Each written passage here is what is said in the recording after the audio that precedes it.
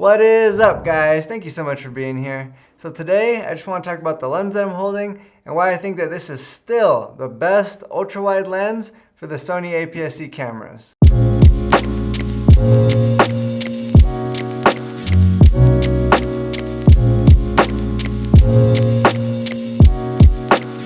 Okay guys, so this is the Sony 10-18 f4 lens for all the a6000 cameras, and I've had this thing for over 5 years, like 5.5 years or so, and it was actually the first lens that I bought. When I bought my a6500, I just skipped the kit lens and I just decided I'll put that money towards this because it's kind of something that you can use for all kinds of different situations. And it was actually the only lens that I had for a while. I'm going to talk about the specs and features of the lens, as well as some pros and cons, and then like who would benefit the most from owning this lens. And then I'll kind of wrap it up with my experience from having owned it for over 5 years and why I like it so much. As I mentioned, this is a 10-18 millimeter lens, which on a full frame camera would be equal to 15 to 27 millimeters, which I just love because it basically gives you everything from wide all the way to ultra wide. When you open up the box, obviously you're gonna get the lens along with a solid little lens cap. And more importantly, you're gonna get a pretty good lens hood. A good lens hood is a must with an ultra wide lens like this. Also, this has a 62 millimeter filter thread for putting on like any ND filters or anything like that. And a minimum focus distance of 9.8 inches, which I actually think is pretty good for such a wide lens to be able to get less than a foot away from your subject. And it comes in at 8 ounces or 225 grams, which is actually really like lightweight and small. And when you hold this, it does feel pretty small and compact, which is one of the things I love about it. But it still feels very robust and like high quality. It's not like all plastic or anything like that. It's actually mostly made of metal, which is probably part of what gives it that like good feel. Like when you pick this thing up, you just feel like you have a good piece of equipment. Also, this has OSS, which is optical steady shot, and that's built into the lens to help like stabilize your footage. Whether you're taking video, it's just gonna help like get those little hand jitters out. But also if you're taking photos, especially like in low light, when you have to slow down your shutter speed to like 1/10 of a second or lower, then you're gonna want something with that OSS because you're not gonna be capable of holding it steady enough to get a nice sharp picture in that low light situation when you're dropping down your shutter speed to be 1/2 a second or a second or anything like that. Okay, let's start with the pros and then I'll get on to the cons in a little bit. The first pro is obviously the fact that it's 10-18 millimeters because you go from so wide, which is like an angle that you can't really get with almost any other lens. If this was just a 10 millimeter lens, there's only so many situations where you can use that, and there's gonna be a lot of other times where you're not gonna want to be so wide. But this lets you punch in just enough to where you no longer have that look, and you can actually use this for a lot of other things as well and not have to change lenses all the time. And I mean, I don't know about you, but I'm not really a fan of having to change lenses and go back and forth and all that kind of thing. It kind of just slows you down. Another pro that some people don't really talk about with this lens is the sharpness, because this is actually a really sharp lens. And I think some people kind of forget about that because they're used to like talking about the Sony 50 millimeter or like the Sigma 16 or some of the other Sigmas when you hear about like sharpness with the APS-C lenses. But for both video and photos, in my experience, this thing is actually really sharp, at least for like an APS-C lens. I kind of already mentioned the build quality, but that's definitely a pro of this lens because it's mostly metal. It's very like robust feeling and like high quality. It doesn't feel cheapy or anything like that. And both rings have nice grip on them and they both turn very smoothly.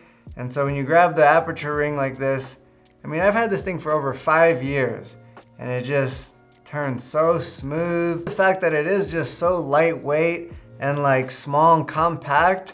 So when you're putting all your stuff in your camera bag or wherever you put your gear, like you're not having like this huge heavy backpack. At least for me, I try to like pick out lenses that don't weigh me down. Now obviously sometimes you gotta have that certain lens and it's just gonna be bigger and heavier. But when I can get one that's smaller and does the job that I want, then I'm gonna pick the smaller one. Because if you're traveling, whether it's on a plane or you're doing a road trip, Or even if it's just a day trip and you're just going out to downtown to like take some cool street photography or out to the mountains or whatever. I mean, you don't want to be carrying around like a big heavy backpack with tons of gear, and I mean, it starts to wear on you after a while. Or even if you're just taking this one lens with your camera, it's still nice to have a smaller lens on the end of your camera because it does get a little tiring. Say you're taking like some B-roll footage and you're doing the same shot over and over. It gets more tiring when you have a heavier lens on there, and having a smaller lens not only makes you less tired, but when you're less tired, you take better video, better photos because you're not shaking as much. I mean, you know, not that you're gonna be shaking and trembling, but you know what I'm talking about. Just less fatigue normally equals better footage and all that. I've got 2 more pros for you. One of them being the fact that it is like a constant f4 aperture. That way, if you have it at f4 and you're at 18 millimeters, but then you dial it all the way to 10 millimeters, it's not gonna like change on you all of a sudden. And that really does matter because sometimes you get your shot all set up, but then you realize you wanna like zoom in a little bit. And then if you don't have a constant aperture, it's gonna change without you noticing from f4 to like f5.6 or something like that, because that's what some other lenses do. But the fact that it is a constant f4 is just awesome because you know wherever you put it, that's where it's gonna be. The last pro that I'm gonna talk about, but certainly not the least, is the autofocus on this guy, because the autofocus is very fast and accurate, and having a lens like that is really important because say you're trying to get a shot that's in the moment, and if you don't get it, then the moment passes and you missed it. And for me, having used this lens for over 5 years, I mean, I haven't had any issues with autofocus. It's always been super fast and accurate. And to me, that's a huge pro. That's one of the most important pros on this list. Now on to the cons. There are just a couple of them. For one, the fact that it's not weather sealed, which I mean, to me isn't really a big deal because there's not really many lenses on the APS-C lineup that are weather sealed. But you know, I guess you could consider that a con. Also at 10 millimeters, you are gonna get a little bit of distortion just because you are so wide that you get a little bit of that like fisheye look to it. And it's not terrible. I mean, in my opinion, that's just something that you kind of get with such a wide lens. And most of that can be fixed in post anyways. But at 18 millimeters, I don't see any noticeable distortion. So it's just gonna be like at the very wide end of things. And the only other con that I could think of with this thing is the fact that it's not great in low light because it is a max aperture of f4. And so you don't get down to like f1.8 or f2.8 like you would with some other lenses. So you're not gonna be as good in low light, and you're not gonna get like that super good bokeh in the background. It's definitely not a bokeh beast, but you still get a little bit of that bokeh like at f4. And, you know, it's not the best, but you still get some and it looks good. And so I think the pros outweigh the cons by quite a bit, and so that's part of why I love this lens. But let's go ahead and talk about like what you would use this for or who would benefit from having this lens the most. If you like taking photos of landscapes like huge mountain ranges or even like cityscapes in downtown with tall buildings, then this is definitely a must-have lens because it allows you to capture so much more than you could with most lenses. It just makes it look that much bigger and like vast, and gives your photos just such a cool look, even your video. But also for like real estate shots, because say you're taking pictures of a house and you're inside the house, you want to get the entire bedroom and you want to make the room look big and inviting, or the living room, same thing, then this is another lens that you would use for that because you want to go as wide as you can in a situation like that. And what I think is the most obvious use for this lens is vlogging. I mean, if you like to vlog or just storytell or do anything like that, then having a lens like this is a must because it's hard to hold a lens like, you know, at arm's length and it get all of you and like some of the background of what's going on. But even like a 16 millimeter lens at arm's length, I mean, even if you're fully extended, which you're not gonna be, you're gonna kind of hold it like this, but even if you were fully extended, you're not gonna get as much of the background, and you know, when you're walking, you're gonna see more of that shake, and it's just not as good for vlogging. You want something that's really wide, like this guy, because if you're vlogging, you're trying to talk to the camera and tell them about whatever it is you're telling them, but you're also trying to show them where you are and let them see, you know, behind you and see what's going on and kind of take that in so they can feel like they're there with you. There's obviously a lot of different people that can benefit from having this lens, and after having it for over 5 years myself, I mean, there's still nothing like it on the APS-C lineup. To me, it's a must-have in your camera bag. Obviously, I'm a little bit biased because I've had it for over 5 years and it's just gone with me everywhere, and I've just had so many like good experiences with it. But it's because of that that I can really recommend it with confidence and like know that you're gonna enjoy this lens.